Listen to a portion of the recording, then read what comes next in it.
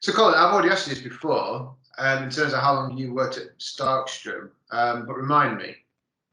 I've been at Starkstrom for 6 years now. Right, okay, so you wouldn't have been there when we first started working with Starkstrom, which I believe was back in 2005. Yeah. Obviously, yeah, Starkstrom and Power Control have had a long relationship. I've been working with PCL now for like 6 years, and I think we've got a good relationship going forward. Also know you guys sort of do a lot of our servicing the UPSs, and obviously when we put a proposal together, it's a Starkstrom IPS with a Power Control UPS on 99% of our jobs. Yeah, I mean, it always has been really, ever since we started working with you guys 2005. You've been using our UPS for your IPS, and it's worked well since then. Nothing's changed, has it? So it's been good. But yeah, it's definitely a long-term relationship, especially when you consider we're 2021 now.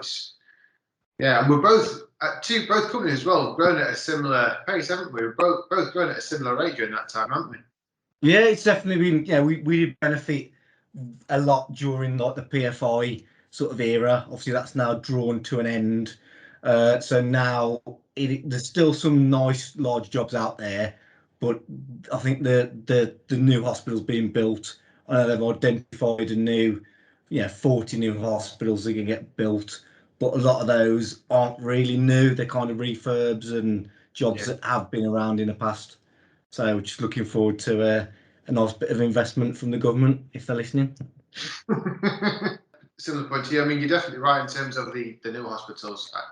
Obviously, there's a few going around in the country at the moment, but a lot of the work I think in the future is going to go down the route of the refreshes and the refurbs. But we'll see where it goes. We'll see what happens.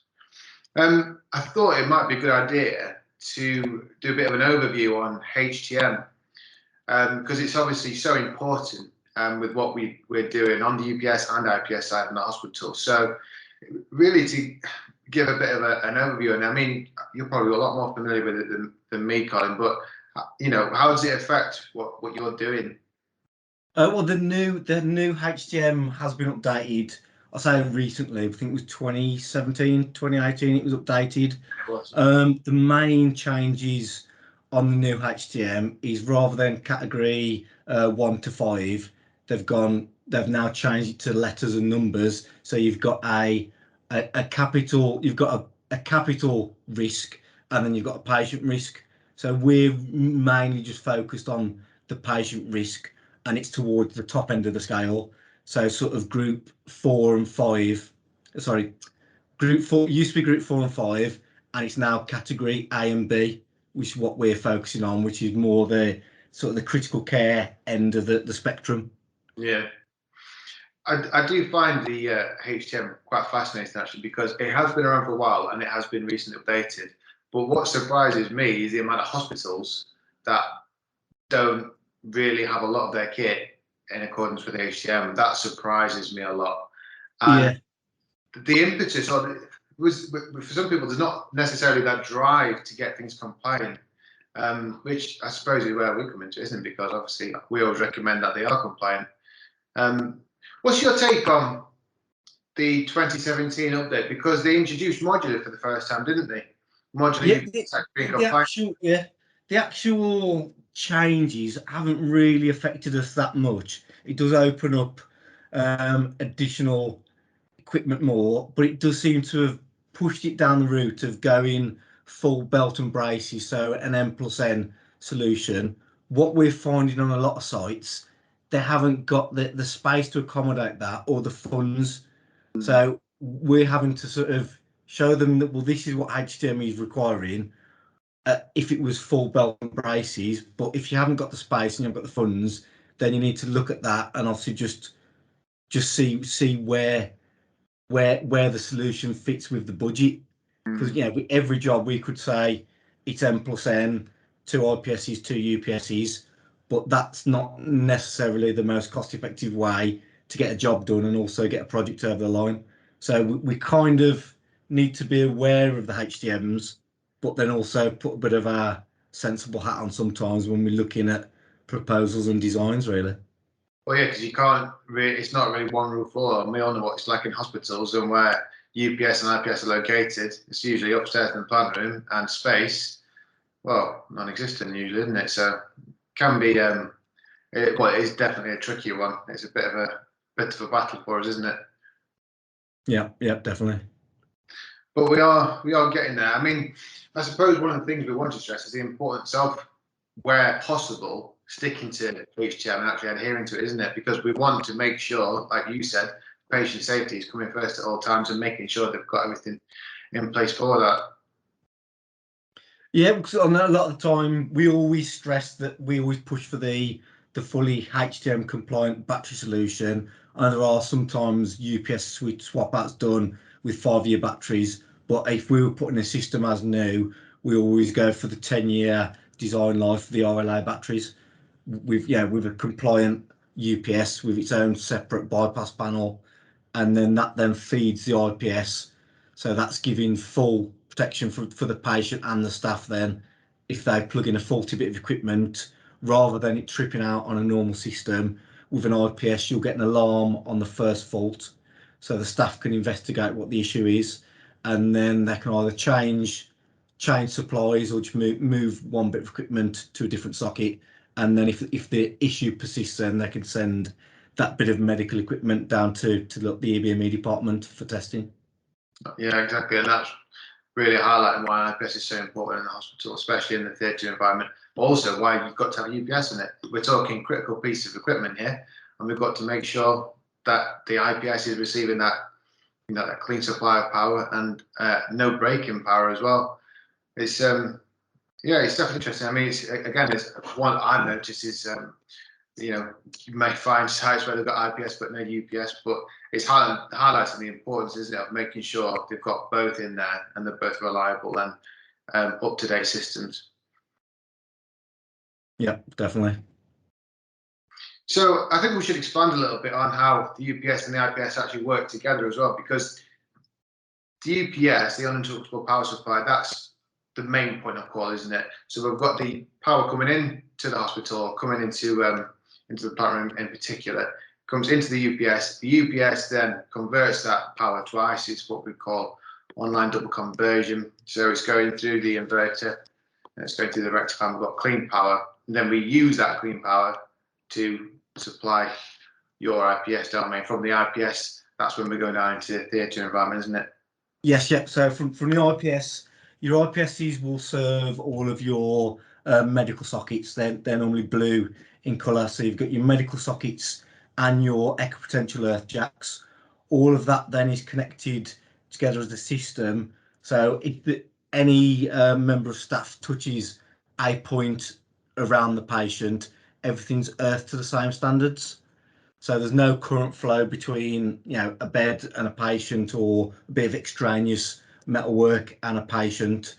And then because we're getting a clean supply from the UPS, if there's an issue with, a power cut to the site, bridging that, the generator of the hospital should kick in 15 seconds.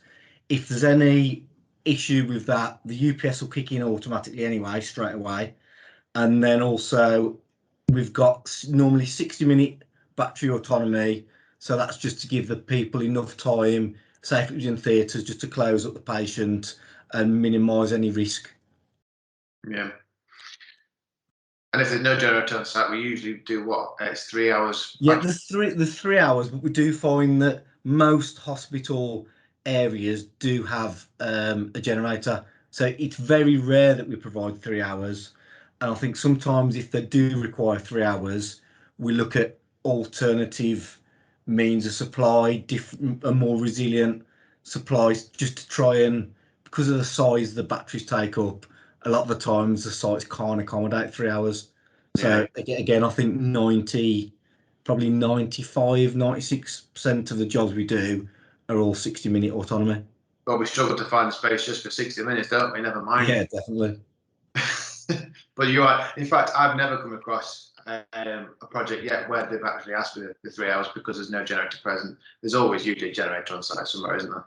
Yes, yeah. It occasionally comes up, but then it's normally a case of just discussing it with the design consultant.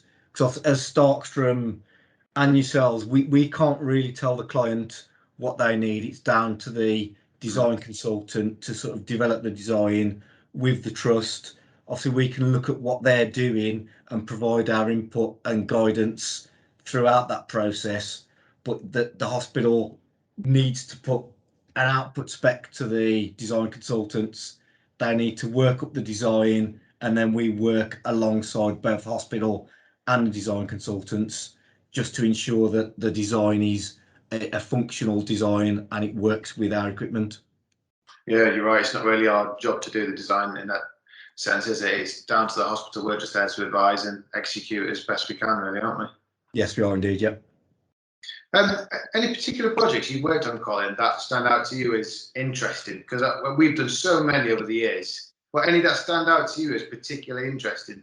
Well, the thing with Starkstrom as well, because we do systems from your single IPS, so down just to a single CT scanner or an X-ray room, up to your complete hospital solution.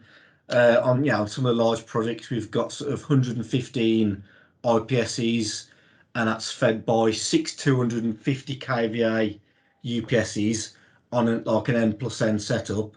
So every project in between, we've kind of got a solution and we sort of work around really.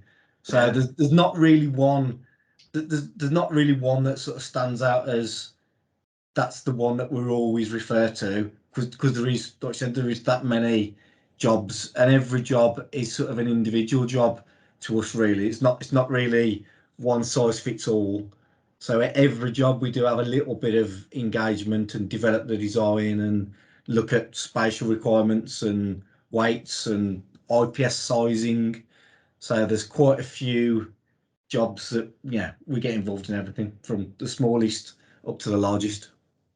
And that's why it's such a benefit for the hospitals working with Starkstrom in particular, because you are a manufacturer and because you've got all that in-house expertise. Pretty much any job that lands on your doorstep, you can cater to, regardless of how bespoke it is, really, isn't it? Yeah, definitely. I think on a lot of jobs as well, because Starkstrom, I know this discussion sort of more just on the IPS, UPS side of things, but Starkstrom have got sort of a complete range of equipment. So we do the operating lights, the theatre control panels, the pendants. There's quite a few jobs when we've put a complete Starkstrom package in. And again, the benefit to the client is there's one point of contact and all of the equipment interfaces together, because we know our kit, so we know how it works. So there's no issue with interfaces, less project managers, less logistics. Yeah. So all of that should just lead to a smoother job in the long run. Yeah, well, it definitely does, and I think that's why our working relationship works so well, because what you guys can offer to the client is bespoke to what they need, but then in turn, what we offer to you is bespoke in terms of what you need, and that's why we've got all of our single phase range, which is, I would say, probably the most popular, isn't it, in terms of the most regular one that we supply to you guys, a single phase kit, isn't it? Yeah, on the smaller stuff, obviously, just the single phase stuff is more up to sort of it serves us up to 2 IPSs. Yeah. So then anything above your 2 8 kV IPSs, that then goes to your 3 phase. Obviously, the Ingenio range up to the Ingenio Max, and then the modular equipment on some of the jobs. Yeah. So it's unfortunately it's not one size fits all. It's sort of work together to come up with a solution to meet your individual requirements. Yeah, absolutely. I think I personally think modular in the future might become a little bit more prevalent as well, with the space issues and the refurb projects that are going ahead. At least with a modular solution, you can achieve that N+1 redundancy in a smaller footprint. Obviously, you still need your 60 minutes on the batteries. That's what makes it such a good working relationship between the two of us. I think on both fronts, we've got all solutions covered, haven't we? When it comes to the IPS and the data side with all you do, and on our side with the UPS and battery solutions and our servicing capabilities as well. It all works together quite nicely. Yeah, definitely. I think there's lots of things as well that are still coming through. I think there's probably going to be a move towards sort of lithium batteries, which at the moment isn't really in the healthcare market because of the way the batteries are configured and the autonomy. But I think in the next sort of 5 to 10 years, lithium will then trickle down from the car industry into the medical UPS world, and then become the standard. I think when it becomes more cost effective to buy, I think we'll start seeing it more in hospitals. The problem with it at the moment is just it's so expensive, isn't it? But yeah, there are a lot of benefits to using it. When you think about your run times, but the physical space that can be saved as well. I agree with you. I think next 5 to 10 years we're going to see a lot more of it in hospitals. Yeah, definitely. I think as well with that as well, you've got reduced weights, reduced heat. From obviously the UPS is still going to put the heat out, but the lithium batteries can tolerate that better. So you're going to reduce your cooling, which will then save a lot of heating and cooling requirements. So it should, in the long run, be more cost effective and better for the environment, really. Yes, well, we know heat's the enemy, especially in the hospital environment for our batteries. Heat's definitely the enemy. So batteries that can tolerate a bit more heat is definitely not a bad thing for us, is it? Yeah, because at the moment with the VRLA batteries, that's one of the main things that we sort of stress to the design consultants is that it needs to be a controlled environment, ideally 21 degrees, because of the cost of the batteries. We don't want the batteries overheating and reducing the lifespan, because in the long run, that's bad for the hospital and bad for the bad for the all the costs really. So we need to get the batteries running at the optimum temperature just to get the most life out of them as well and be the most cost effective solution.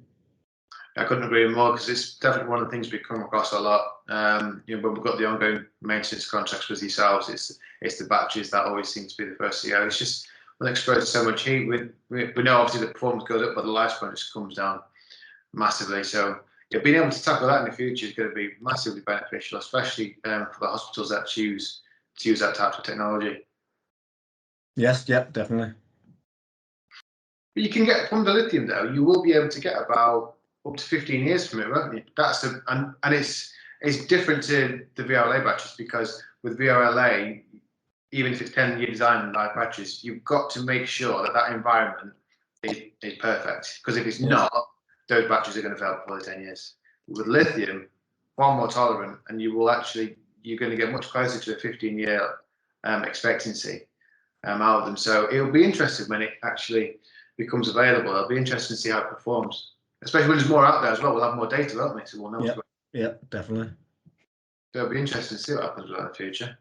When you're talking about using lithium batteries on scanners, for example, or high-grade medical equipment, the biggest problem they've got if there's a mains failure is if they're wanting to do things like full acquisition and whatnot. That takes a lot of power, so you need a lot of batteries, but you also need a large unit as well. Lithium will actually help that massively, because you'll be able to get more power of them from a small space first of all, but they can take that battery basically, because obviously you've got to remember with VRLA batteries, every time you discharge them, it takes a little bit off them, and they tend not to, well, depending how, especially on how frequently it's used. Whereas lithium, they'll just keep doing that forever.